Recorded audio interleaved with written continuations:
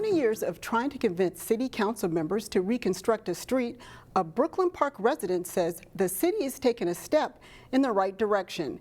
Council members voted this past week to reduce the speed limit on 93rd Avenue between Zane and Regent Avenues. It'll go from 50 to 40 miles per hour. 30 neighbors signed a petition last month calling on the city to improve the safety of the half-mile stretch. I've been here every meeting this year trying to make it so that this happens before next year.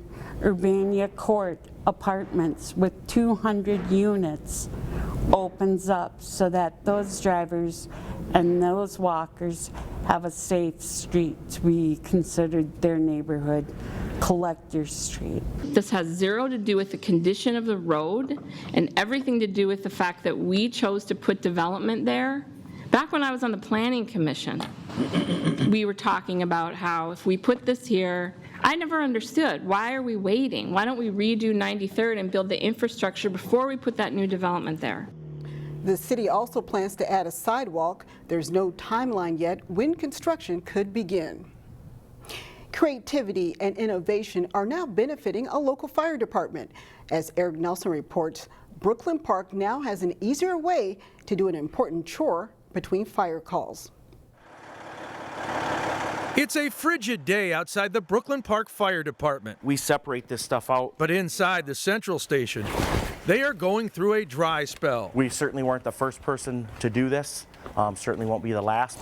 Thanks to the creativity of Mike Christian, the city now has a gear dryer that airs out 3 uniforms at a time after firefighters battle a blaze. There's not a lot of engineering to it. It's a series of PVC pipes with a fan that's basically channeling air where we need it. Christian built the device by studying photos and refined the dryer. This piece here, I put this strap around it. By adding some extra touches, including wheels so it could roll anywhere. It certainly is not our invention. As I said, there's commercial companies that make them. Just a few weeks ago, Brooklyn Park's drying techniques were much more crude. You would see gear hanging off of mirrors and handles and bumpers and off the corner of storage racks, and it would basically be hanging everywhere just to get air dried. The process used to take between 1.5 to 2 days. Now the uniforms air dry in 4 to 5 hours.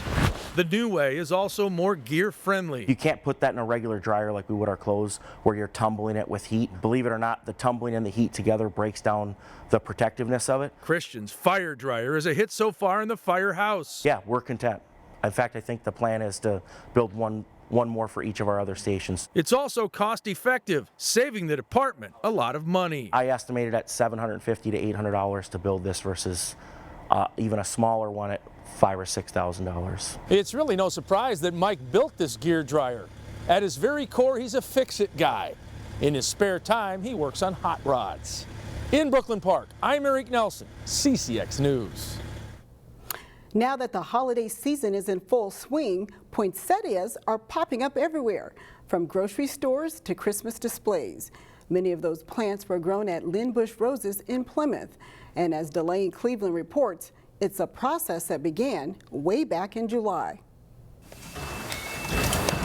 On a day when Minnesota was a much warmer place. It's hard to think about Christmas, but for us, it's the new normal. The plants, known for spreading holiday cheer, I'm planting poinsettias.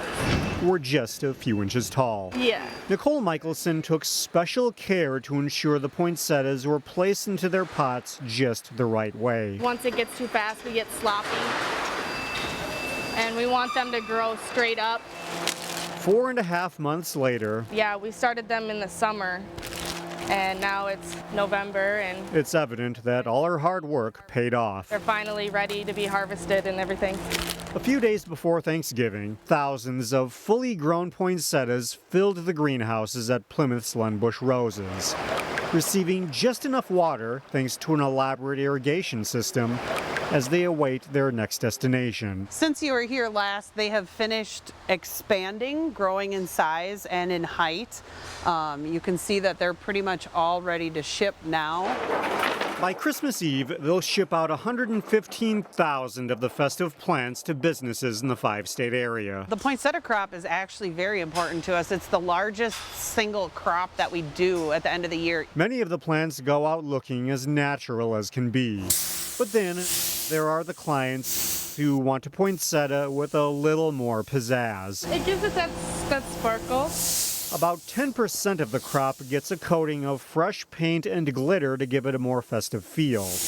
The finished product looks like something out of a fantasy land. The paint and glitter is actually very expensive to buy, so we need to upcharge for that plus the labor to make it look like that. There's almost always a front to the plant. It's one reason why the majority of the poinsettias sent out to clients are the traditional ones. Put it into a decorative tin. Frank Bolander of Best Wishes Floral in Golden Valley is one of the recipients. They're just bright and bold, and they're a part of our culture, and they kind of scream Christmas for us. Bolander says they usually sell about 200 of the plants by the end of the season. But before that happens, he spends time dressing them up for the customers without compromising their natural beauty. It gives the plant a little more impact. It's a little impact that goes a long way to spreading Christmas cheer. And it all started inside a greenhouse in Plymouth. Yeah, it's amazing what they come out to look like. Some are so big, some are small. It's just, flowers are amazing. We followed the whole poinsettia growing process for over a 4-month period. On Christmas Eve and Christmas Day, you'll have the opportunity to see the entire process unfold right here on CCX News. Thanks for joining us.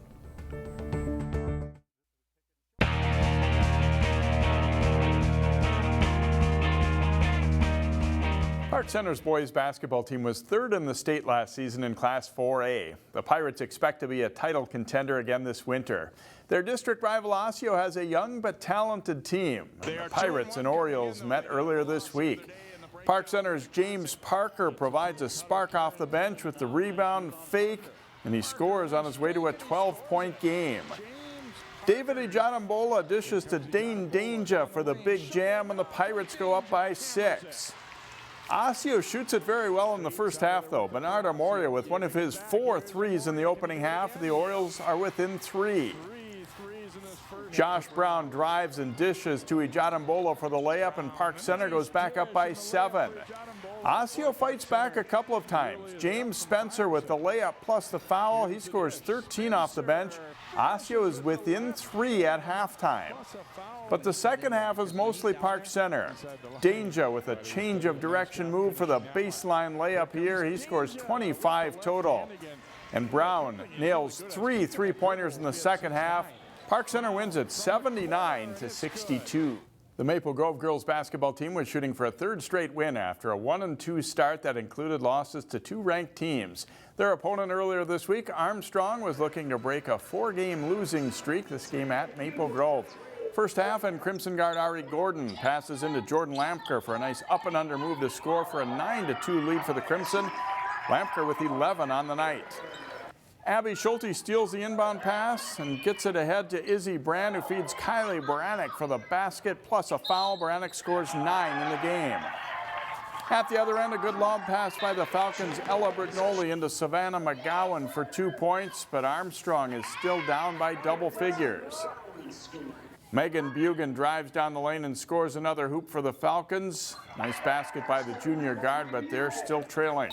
Great work in transition here for Maple Grove. Kiara Albers to Baranek and off to Sophia Corman for the layup. Maple Grove is up 29-11 at halftime. Second half, and Lampker gets the ball in the paint, turns away from the defender and hits a short jumper as Maple Grove starts fast in the second half. Schulte sends it to Lampker and then gets it back. Schulte steps back and rattles home a 3-pointer.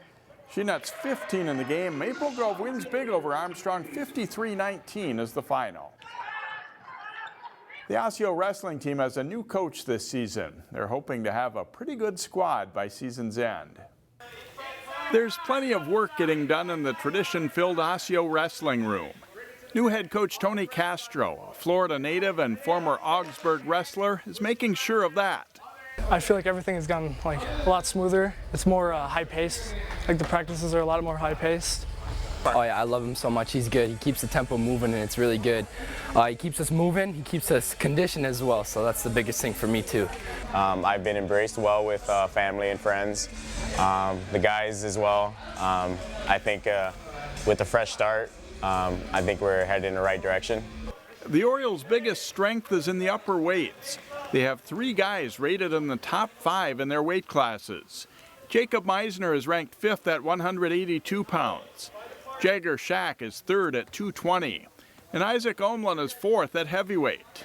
We gotta keep it moving too. It's not just Coach Tony. We gotta be motivating the JV guys and along his lower weights, so they look up to us, I think, and we need to keep the tempo too. Because if we're not keeping the tempo, then they're gonna think, why do we need to keep the tempo then? So.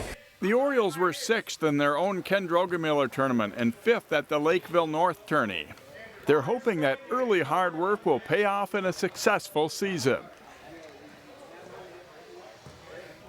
You can see the Orioles in action against Park Center and Maple Grove. Friday's matches can be seen this weekend on CCX and online at ccxmedia.org.